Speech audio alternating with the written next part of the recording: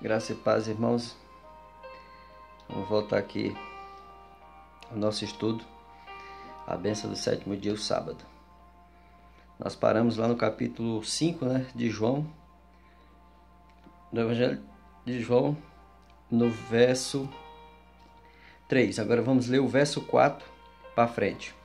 Então, no vídeo anterior, fui do Apocalipse, para a gente poder ter uma noção, dos propósitos, porque o Apocalipse, tudo do Apocalipse é futuro, é profecia, então a maioria dele vai acontecer no sábado, que é o milênio, o sétimo dia. Então aqui no capítulo 5 do Evangelho de João, como a gente já leu aqui, onde Jesus estava curando aqui, e a gente vai ver que esse dia era sábado. Então no verso 4 do capítulo 5 do Evangelho de João fala assim, esperando que se movesse água, portanto, um anjo descia em certo tempo, agitando e o primeiro que entrava no tanque, uma vez agitada, a água sarava de qualquer doença que tivesse. Então, para a gente ter uma ideia aqui, esse tanque, essa água, quem é que cura hoje? Jesus ressuscitou, morreu, ressuscitou, foi às alturas, deixou dons aos homens, derramou o Espírito Santo, e os homens lá, Pedro, Paulo, até hoje tem pessoas que têm dons de cura. O apóstolo Paulo mesmo orou por pessoa que a pessoa tinha morrido e ela reviveu. Quem dava esse poder? O Espírito Santo. Então essa água aqui também tem um propósito. Aqui, ela lá literalmente era água dentro do tanque, mas simboliza para o futuro, para o sétimo dia, o Espírito Santo. Lá no capítulo 9 também a gente viu, falou, vai até o tanque de Siloé, a mesma coisa, é o Espírito Santo. Aí, no verso 5 do capítulo 5 de João, fala assim, estava ali um homem enfermo, havia 38 anos. Jesus, vendo-o deitado e sabendo que estava assim há muito tempo, perguntou-lhe, queres ser curado? Olha o que Jesus falou, queres ser curado? Jesus está perguntando para você agora. Nós não estamos ainda no sétimo milênio, mas essa palavra, ele proferiu há 2000 anos atrás. E ela vai ter um sentido para o milênio, mas desde lá que ele proferiu, ela tem poder. A palavra de Deus, ela é igual espada de dois gumes.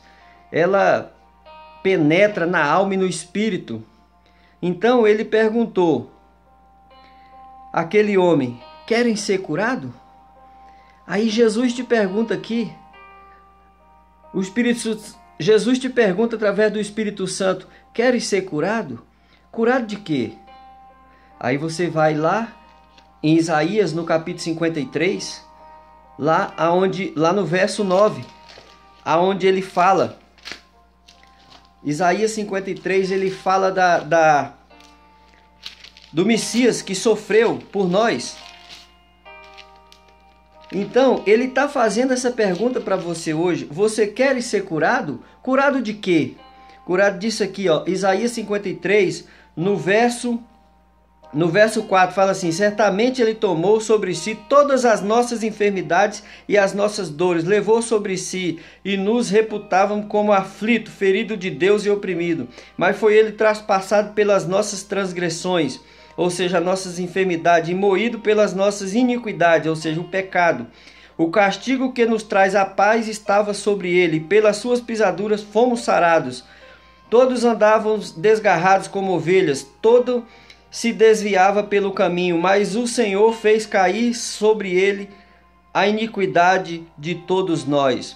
Viu aí? E no verso 10 ainda fala assim, todavia o Senhor agradou moê-lo, fazendo-o enfermar, quando der ele a sua alma como oferta pelo pecado. Então, meu irmão, a Bíblia diz que Jesus, ele suou sangue. Não foi com medo da cruz, dos pregos nas mãos dele. Provavelmente ele era um judeu carpinteiro. Provavelmente ele era um homem forte, porque carpintaria naquele tempo não tinha essa tecnologia, não tinha serra, era tudo no braço. Ele era um homem forte.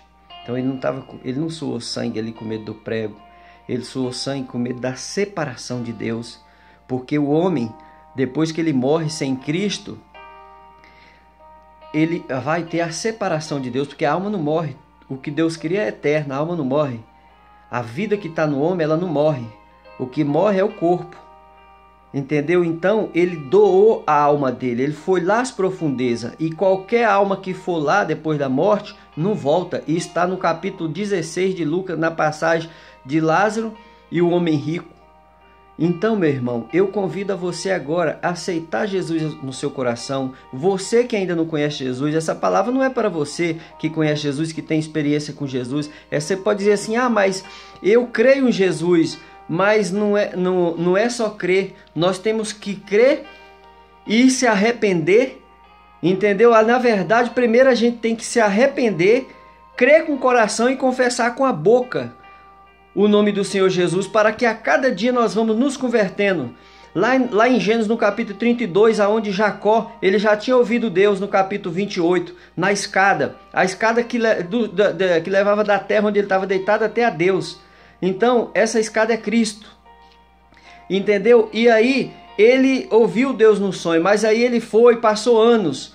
Passou-se 14 anos quando ele pegou, ele casou e voltou. Aí depois ele entrou no capítulo 32, ele entrou no Val de Jaboque.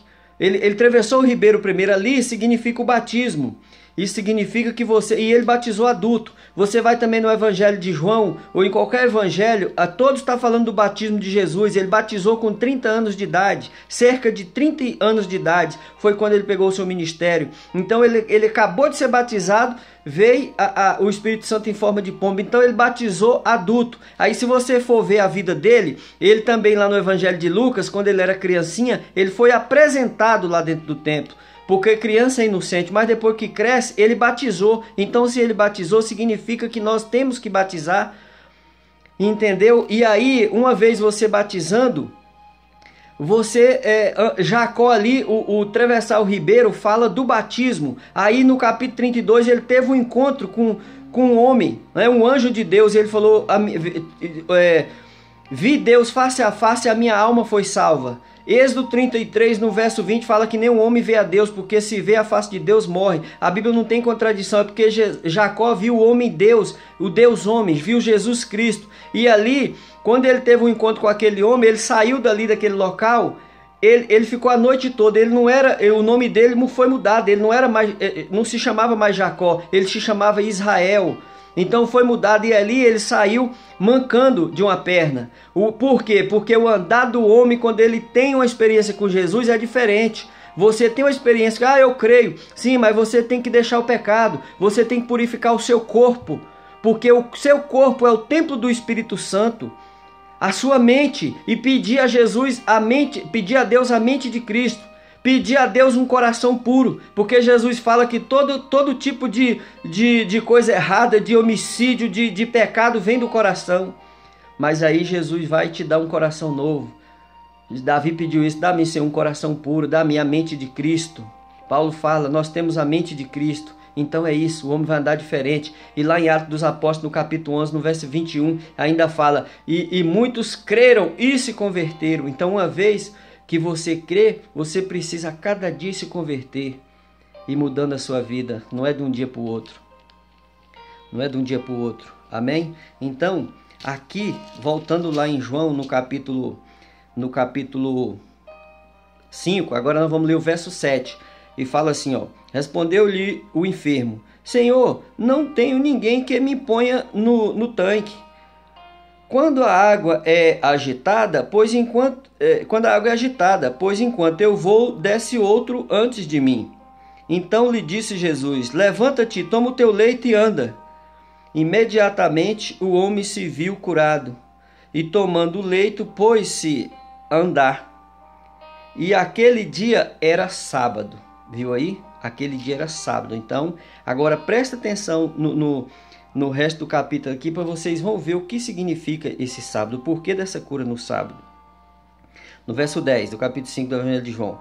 Por isso disseram os judeus ao que fora curado, hoje é sábado, não te é lícito carregar o leito, falando para aquele que foi curado, né? No 11, ao que lhes respondeu, o mesmo que me curou me disse, toma o teu leito e anda. Perguntaram-lhes, quem é o homem que te disse, toma o teu leito e anda? Mas o que fora curado não sabia quem era, não conhecia Jesus. Ele foi curado, mas não conhecia. Presta atenção, que ele não conhecia. O homem do capítulo 9, também o cego do capítulo 9, não conhecia. Aí, mas no 13, no capítulo 5, fala assim, ó, mas o que fora curado sabia, mas o que fora curado não sabia quem era, porque Jesus não havia retirado, porque Jesus se havia retirado por haver muita gente naquele lugar. Mais tarde, Jesus o encontrou no templo e lhe disse: Ora, olha, que já estás curado, não peques mais para que não te suceda coisa pior. Viu aí? Para que não te suceda coisa pior. Então, mas ele estava lá dentro do templo ainda. Jesus voltou até ele. Preste atenção que tem uma diferença. Do capítulo 9, Jesus veio até ele fora do templo. Esse aqui, Jesus veio dentro do templo. Ele estava no templo e Jesus veio até ele. Aí no verso 15 do capítulo 5 de João fala assim, ó, o homem retirou-se e disse aos judeus que fora Jesus quem havia curado. E os judeus perseguiram Jesus porque fazia estas coisas no sábado. Mas ele lhe disse: meu pai trabalha até agora e eu também. Viu aí? Meu pai trabalha até agora e eu também. Por que meu pai trabalha até agora? Porque era sábado, Era sábado. Então ele fala: meu pai trabalha até agora. Aí, ó, no 18: por isso, pois, os judeus ainda mais procuravam matá-lo, porque não somente violava o sábado, mas também se dizia que Deus era o seu próprio Pai, fazendo-se igual a Deus.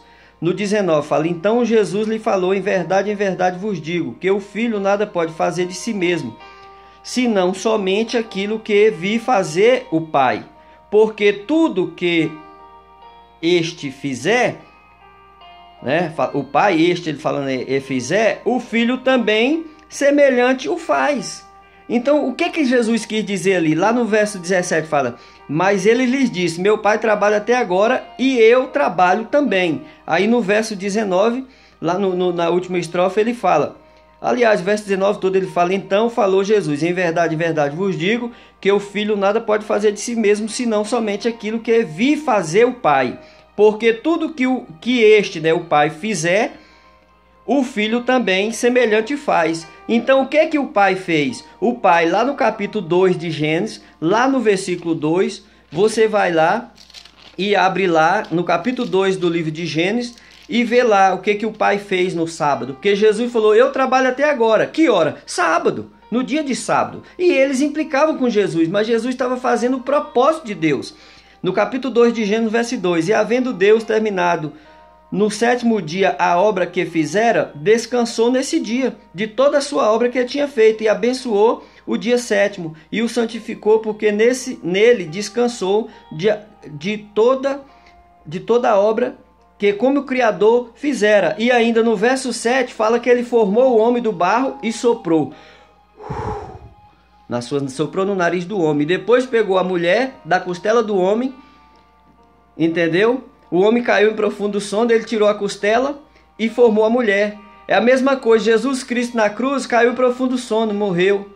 Aí furaram ele do lado, saiu água e sangue. Tirou dali quem? A mulher, a companheira dele, a noiva apaixonada, saiu do coração dele. Porque do jeito que Adão sentiu só, Jesus também sentiu só, mas Jesus é espiritual, O segundo Adão é espiritual. Então, meu irmão, tudo tem um propósito. Nós vamos parar aqui nesse vídeo, que já chegou 3 minutos, e nós vamos dar continuidade. Então, meu pai trabalha até agora e eu também. Então, por quê? Porque Deus trabalhou no sábado e ele também trabalhou. E nós vamos fazer o terceiro vídeo para a gente falar também o que vai acontecer no terceiro dia, que é no sétimo dia, que também é o mesmo terceiro dia, que é o sábado, o milênio. Amém? Graça e paz, que o Senhor abençoe você e a sua família em nome de Jesus.